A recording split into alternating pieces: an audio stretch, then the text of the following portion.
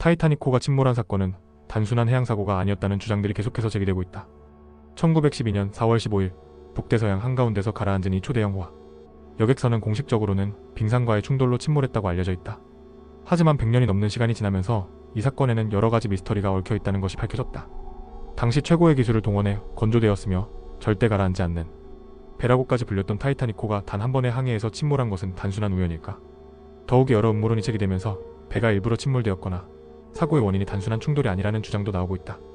이 글에서는 타이타닉호 침몰과 관련된 숨겨진 이야기들을 하나씩 살펴보며 단순한 사고로만 치부하기 어려운 정황들을 분석해보려고 한다. 과연 타이타닉호의 침몰에는 어떤 비밀이 숨어 있을까? 지금부터 타이타닉호와 관련된 다양한 미스터리를 알아보자. 타이타닉호의 기본 정보와 침몰 개요.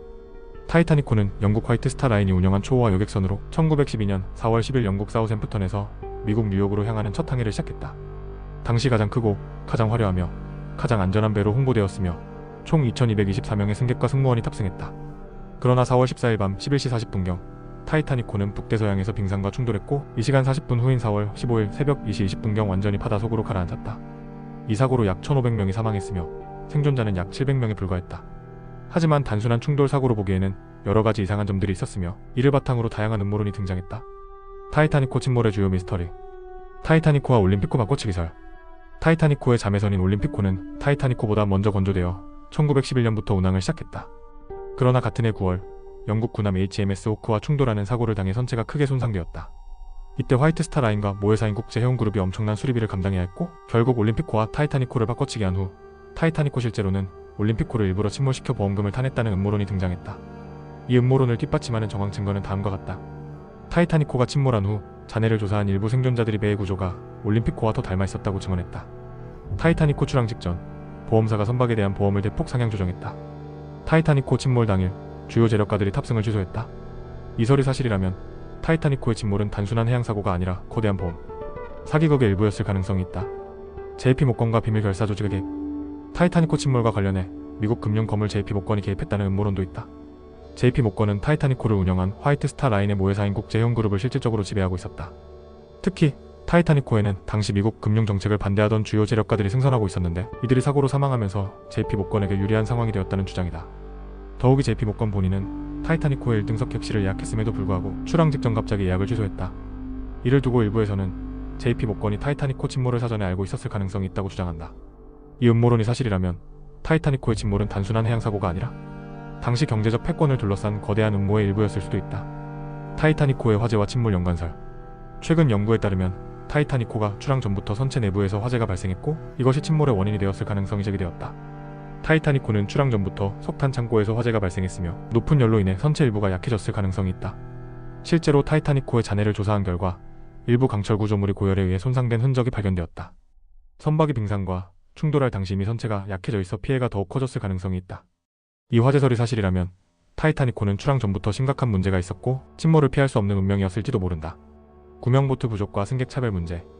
타이타닉호에는 약 2224명의 승객과 승무원이 탑승했지만 구명보트는 최대 1178명만 수용할 수 있는 개수만 배치되어 있었다. 이는 당시 법적 기준을 충족했으나 실제 사고 발생 시 치명적인 문제가 되었다. 특히 1등석 승객과 3등석 승객 간의 생존율 차이가 극명했다. 1등석 승객 생존율 약 62%, 3등석 승객 생존율 약 25%. 이는 당시 계급 차별과 구조 과정에서의 불공정성을 보여주는 대표적인 사례로 남아있다. 타이타닉호 침몰, 단순한 사고가 아니었을까? 이처럼 타이타닉호의 침몰에는 단순한 충돌 사고로 설명할 수 없는 다양한 미스터리와 음모론이 존재한다. 물론 공식적으로는 빙산 충돌로 인한 사고로 결론이 내려졌지만 여전히 해결되지 않은 의문들이 남아있다. 그렇다면 여러분은 어떻게 생각하는가? 타이타닉호의 침몰은 단순한 해양사고였을까? 아니면 우리가 모르는 더 깊은 진실이 숨어있을까? 타이타닉호의 침몰은 단순히 과거의 비극으로 끝난 사건이 아닌 여전히 현대인들에게 의문과 흥미를 불러일으키는 주제입니다. 이는 단순한 사고로 치부하기에는 너무나도 많은 미스터리와 음모론이 얽혀있기 때문입니다. 어쩌면 이 사건은 인간의 탐욕과 방심, 그리고 기술에 대한 지나친 자만심이 만들어낸 비극의 산물일지도 모릅니다. 우리에게 중요한 것은 역사를 통해 교훈을 얻는 것입니다. 타이타닉호의 이야기는 우리가 기술과 자연, 그리고 인간성의 조화에 대해 다시금 성찰해야 할 필요성을 일깨웁니다.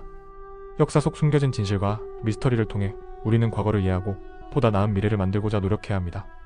타이타닉호가 전하는 메시지는 단순히 비극적인 사고가 아닌 우리 모두가 기억해야 할 시대의 경고임을 잊지 말아야 합니다. 타이타닉호의 침몰에 담긴 진실과 미스터리는 단순한 흥미거리가 아닙니다. 이 배는 단순한 선박이 아니었고 그 여정은 단순한 항해가 아니었습니다. 우리에게 중요한 질문은 이 비극의 중심에 존재했던 인간의 실수와 도덕적 결함일 것입니다. 빙산이라는 자연의 위력, 기술적 이상에 대한 과신, 그리고 계층 간의 차별은 결국 고통스러운 대가로 다가왔습니다. 우리가 타이타닉호의 이야기를 되새기며 기억해야 할 것은 단순히 배의 침몰 그 자체가 아니라 그 안에 깃든 인간의 이야기와 교훈입니다. 역사는 반복되는 법입니다. 우리가 과거를 무시하면 같은 비극을 되풀이할 위험이 있습니다. 타이타닉호 사건은 우리에게 경고합니다. 기술과 자연 앞에서 경솔하지 말고 생명과 인간성을 최우선으로 여기는 자세를 가져야 한다는 것을 말입니다. 타이타닉호의 침몰은 단순한 과거의 사건으로만 남아서는 안 됩니다. 이는 인류가 교만과 욕심으로 인해 어떤 결과를 맞게 되는지 보여주는 중요한 사례입니다. 빙산과의 충돌이든 숨겨진 음모가 있었든 결국 이 사건의 중심에는 인간의 선택과 책임이 존재합니다. 우리는 역사의 비극 속에서 오늘을 돌아보고 미래를 설계해야 합니다. 작은 방심과 편견, 그리고 잘못된 판단이 얼마나 큰 비극으로 이어질 수 있는지를 이 사건은 명확히 보여줍니다. 타이타닉호의 이야기는 단지 미스터리와 흥미를 넘어 모든 인류가 기억해야 할 중요한 교훈으로 남아있습니다. 타이타닉호의 침몰은 단순히 먼 과거의 비극으로만 끝나는 이야기가 아닙니다. 그것은 인간의 자만과 나태함, 그리고 안전에 대한 과도한 자신감이 만들어낸 결과였습니다. 이 사건은 우리가 얼마나 쉽게 자연의 위력을 과소평가하며 인간 자신을 과대평가하는지를 여실히 보여줍니다. 기술의 발전이 자랑스러울수록 우리는 그 한계를 직시해야 하며 그로 인해 생길 수 있는 위험 요소에 대해 경계해야 합니다. 또한 여전히 풀리지 않은 미스터리와 음모론들은 당시의 사회적 구조와 이기심이 얼마나 큰 문제였는지를 생각하게 합니다.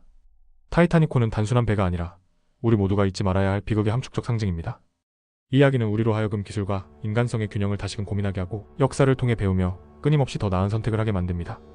타이타닉호의 침몰이 단순한 비극이 아니었을 가능성을 제기하는 다양한 이야기는 우리에게 중요한 질문을 던집니다.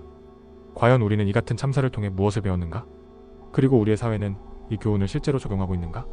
타이타닉호의 이야기는 단순히 한 시대의 실패를 기록한 사건이 아닌 우리가 끊임없이 다시 되새기며 반성해야 할 살아있는 경고입니다. 인간의 욕망과 방심이 만들어낸 결과는 단순한 역사적 기록으로 끝나지 않습니다. 타이타닉호의 침몰을 통해 얻을 수 있는 가장 큰 교훈은 자신에 대한 과신과 자연에 대한 무지가 결코 안전과 번영을 보장하지 않는다는 사실입니다. 우리는 이 비극을 통해 서로에게 더 겸손하고 기술과 인간성의 조화를 추구하며 위기를 바라보는 시각에 대해 더 깊이 성찰해야 합니다. 역사는 단순한 시간이 아니라 우리의 미래를 만들어가는 중요한 자양분임을 잊지 말아야 합니다. 타이타닉호의 이야기는 오늘날에도 우리에게 책임과 배움을 상기시키는 상징이며 우리는 이 교훈을 시대를 초월해 기억해야 합니다. 타이타닉호의 이야기는 단지 과거의 비극으로 끝나지 않습니다. 그것은 인간의 한계와 자만, 그리고 선택의 중요성을 일깨워주는 살아있는 교훈입니다. 우리가 이 사건을 단순히 흥미로운 미스터리로 소비하는 데 그친다면 그것은 우리 자신과 미래에 대한 책임을 저버리는 것과 다름없습니다. 기술과 자연에 대한 이해, 사람들 간의 연대와 공정함은 그 어떤 시대에서도 가장 중요한 가치임을 타이타닉호는 보여줍니다. 이 비극을 통해 우리가 배워야 할 것은 비난이나 음모론이 아닌 더 나은 선택과 철저한 반성입니다. 역사의 경고를 헛되이 흘려보내지 않는 것이야말로 우리가 이 이야기를 기억해야 하는 이유입니다. 타이타닉호의 이야기는 오늘을 사는 우리에게도 수많은 메시지를 던져줍니다. 단순한 비극적 사고로만 치부할 수 없는 이 사건은 당시 인간의 방심, 계급차별, 기술에 대한 지나친 자부심이 낳은 결과임을 보여줍니다. 우리는 이 역사적 비극을 통해 무엇을 배워야 할까요? 이는 단지 흥미로운 이야기로 머무를 수도 있지만 그렇게 우리는 스스로에게 물어야 합니다. 오늘날의 우리는 과연 이 교훈을 삶에 반영하고 있는가? 타이타닉호가 전하는 경고는 과거에 머물지 않습니다. 인간의 선택은 단순한 순간의 결과를 뛰어넘어 시대의 방향을 결정합니다. 기술은 발전했지만 인간의 본질적인 고민은 여전히 유효합니다. 타이타닉호의 이야기를 단순한 역사가 아닌 살아있는 경고로 바라보는 것이 오늘날 우리가 이 비극을 기억해야 할 이유일 것입니다.